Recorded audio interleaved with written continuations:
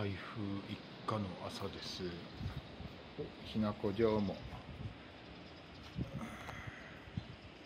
雨戸外してるからね。はい、おはようひなちゃん。さて、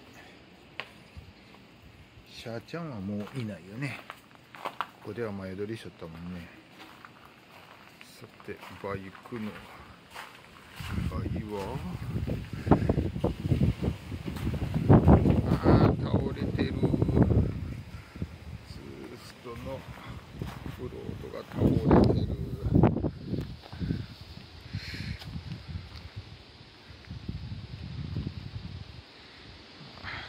こんな感じか。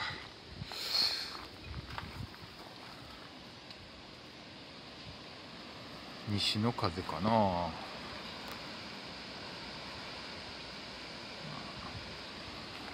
雨も小ぶりな感じで大丈夫ですね。